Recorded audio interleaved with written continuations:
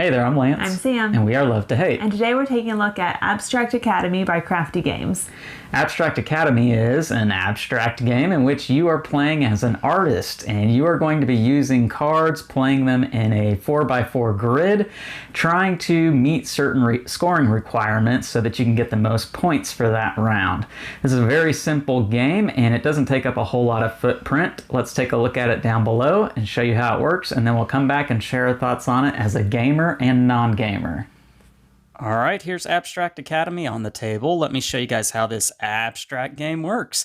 First thing to note, this game is for 2 or 4 players, not 2 to 4 players. So make sure you understand that, and let's get underway. So this is going to be a game in which you play as an artist in an academy, and you are learning to paint, and you are trying to fulfill certain goals that will be flipped out here. The different piles will have goals depending upon which round you are playing in. There are 3 rounds, and how this works, someone is going to be the start player. They will have this teacher's pet card here, and they will have a hand of 3 cards that will look something similar to these cards here that have different quadrants on them. There are 4 quadrants on each card. There's a better example of how you can see the 4 different quadrants. And that player will play 1 card face up anywhere on the table. And so they might play it like this. Now, you can play it this orientation, portrait, or you can flip it and have it be landscape. But whichever way you decide to play, if you play it this way, for instance, then all of the cards for that round are going to have to be played in that same orientation. Now, wherever this card is does not necessarily mean that it's in the center, nor would it be if I placed it over here that this is on the far left, but you are going to play off of this card, building a 4x4 grid that you share with all of the other players. Well, in a 2-player game, it is a 4x4 grid, and in a 4-player game, it would be a 5x5 grid. And then you would draw a card to refill your hand back up to 3, and then it would be the next player's turn, and they would play a card, and they can play wherever they want, so they might play right there. And now we have 2 rows in our 4x4 grid. They would draw a card, and this would continue going back and forth until there is finally a 4th card in a row or column to define how much higher or wider the grid can go. So once it gets to this point, you cannot place a card down here in this row, nor could you place a card up here in this row. This is as high as the grid will go. And likewise, if we turn it the other way, this is as wide as the grid would go. Once it has become this way, you are going to define what is your home area and your scoring areas. I should have mentioned at the beginning of this that you are going to sit across from your opponent in a 2-player game. In a 4-player game, you're going to have 1 person sitting on each side of the grid. And whichever side is closest to you, that is going to be your home grid. So for instance, if I'm sitting here, this side over here with these 2 cards, this formulates my home area. And the row that is closest to me is personal only to me, meaning that no one else can play a card in this row right here because it is as close to me as can be, unless there's nowhere else to play a card on the board and it is that person's turn, then they have to play a card over here. But otherwise, only I can play cards in this area. Likewise, I could not play cards in my opponent's home row over here on this end. But I could play cards anywhere in the middle or in my own home row. So that's how it works. Now, what is it that you're trying to do? Well, at the beginning of each round, you're going to have 1 inspiration card dealt to you. And these inspiration cards may look something like this, a 3x2 T shape of the same color. Or perhaps it might say something like this, a 4x1 zigzag of the same color. Or here's another example, a 2x2 square of the same color. So looking back on my part of the board. Now, any cards that I try to score have to come on my half of the playing field. So it's got to be in these 2 rows here. And so if I want to try and score this 2x2 square of the same color, then I'm going to need to try and play this to formulate a 2x2 grid like so. Having made my 2x2 square of yellow here, this little area right here, I do satisfy the requirements on this card, and I will get 2 points at the end of the round. And as I said, you'll get 1 of these at the beginning of every round. You keep this secret so that no one else can see what you're trying to do. But the other objectives are going to be dealt out depending on what round it is. You'll have a player aid here, which will help you to remember. In round 1, you're going to reveal one assignment of each color. So let's take a look at what these assignments could look like. This blue assignment here says most blue areas with 4 or more quadrants. And again, remember, this is only going to be on your half of the playing field, so you're not paying attention to what's going on over here. Although you can play cards in this row, remember that. You just cannot play them in your opponent's home row. Here's a red example.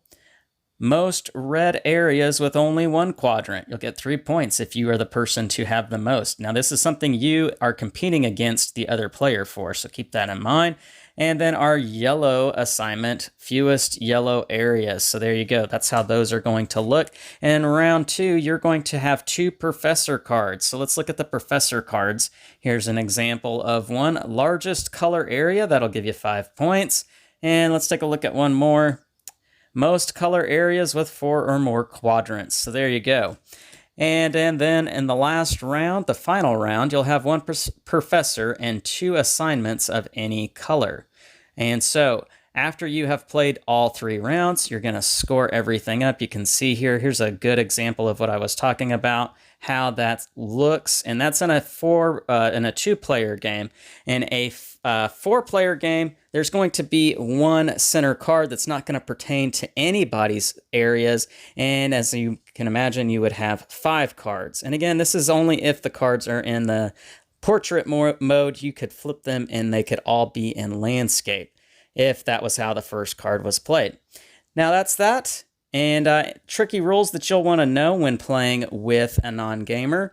You want to make sure that they understand that this is their home area, that they are not allowed to play in any opponent's home areas, or home rows, excuse me, and that's the part of the playing field where they're going to be scoring all of their points. So it's very important that they try to achieve any objectives over on their side of the field.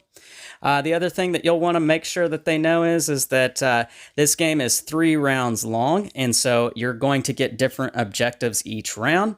And if they don't do well in the first round, it's okay. You've still got 2 more rounds to come back. No worries there. You add everything up. Whoever has the most points is going to be the winner. And for our box insert portion of the video, as you can see, it's just a simple box. There isn't an insert necessarily, but all the cards do fit inside the box. And it's very small and portable, so it works very well. Let's go back up top and share our thoughts on Abstract Academy. And we're back, and now we're going to share our thoughts on Abstract Academy while you check out some gameplay footage of a game between Sam and I. So Sam, seeing this out on the table, you've got these cards, and it's like watercolor brush strokes on the cards. You've got red, yellow, purple, or blue. What'd you think about this one? Yeah, I mean, it's definitely a very unique game. It's my type of game. I do like abstract games. I do like pattern building right. and things like that. So it's definitely right up my alley.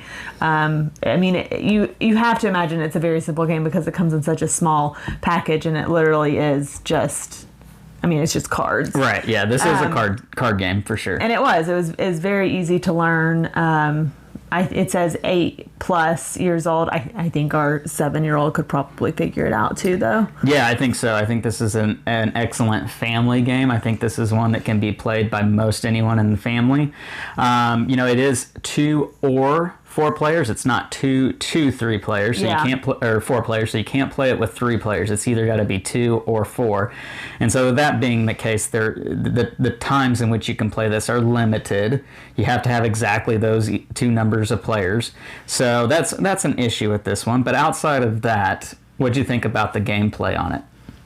I thought it was great. I think it's funny. We realized really quickly that neither one of us did well when the cards were, because you can put the cards in landscape or portrait. Right. But once you do one that way, all of them have to be that way. And the round that we did them all in landscape, we did so much worse. It took us probably 3 times as long to figure out where we're wanting to place cards. It was also the first round, so it could have just been us getting used to the game, but it really was funny to see our brains just Struggle. naturally wanted to put them in portrait, and so the rest of the game we just decided we're doing them in portrait because that's how our brains work better. Yeah, that is an interesting concept with this. I found that trying to meet those requirements on the scorecards isn't a difficult thing to do more often than not.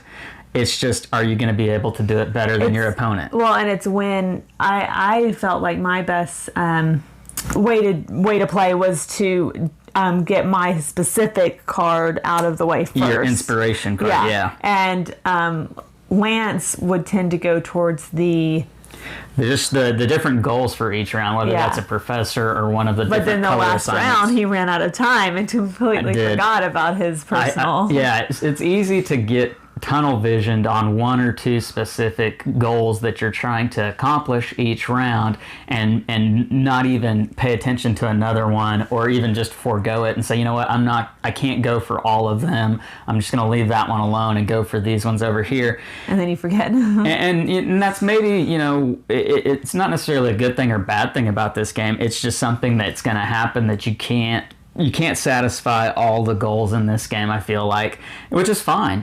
That's a choice you have to make with this one is which goals do I go for, and am I able to get as many as I can? So I thought it was a fun game in trying to meet those requirements and try to see what she's doing on her side of the playing field and how she's coming along on those different requirements, because you can kind of see how both people are doing, or if you're playing a 4-player game, how everyone's doing, and you can kind of mess with them a little bit, because you can play cards on their side. You can't play it in their home row necessarily, but I think that would be one of my only critiques of this game is you have your own side, you only score on your side. So I don't really understand why you can play. Why you can mess with that a little bit. I guess it is because you're messing with the other person, but I don't know. That kind of, especially as a non-gamer, I think it hit me the wrong way. I think that maybe it would play a little bit better if it was just like, here are your cards, make your board. They can. You're making your own. Almost. I don't know. There was just something about it that was a little off. Okay. That's my only big critique, though. Yeah, and I could see that. I didn't really have that issue with this one. I felt like it was a fun experience to be able to mess a little bit with what she was doing over there on her end, because you can't, like I said, you can't play them in the home row. There's just so little available areas for you to score. Space, yeah. So if you're allowing someone to mess with that tight space, it just kind of takes away from it a little bit. I can understand that for sure. Let's get into our pros and cons with this one. You already kind of mentioned there just a second ago that you're not a huge fan of the it's not really take that as much as it is, I can kind of play a card that doesn't really help you at all. Yeah. And, can kind of get it out of my hand. Well, then you're also guaranteeing that because you played one of yours on my side, well, now I have to play one on your side. So it does come at a cost. Yeah. Yeah, it does come at a cost that you are probably opening yourself up to being played against. Yeah. So something you have to think about with that. What were the things you did like about this one? I liked how the cards look. They really do look like paint strokes. It looks like someone, legit painted on the cards, and that's what you're using. So it's definitely a unique game, and it looks unique. Sure. And it's a very quick game, which I enjoy. It's a small footprint. It's easy to take with you. Yeah, you can easily pack this in a bag and take it with you wherever you might be going on a vacation or whatnot, and easily play this just about anywhere. Yeah. Yeah.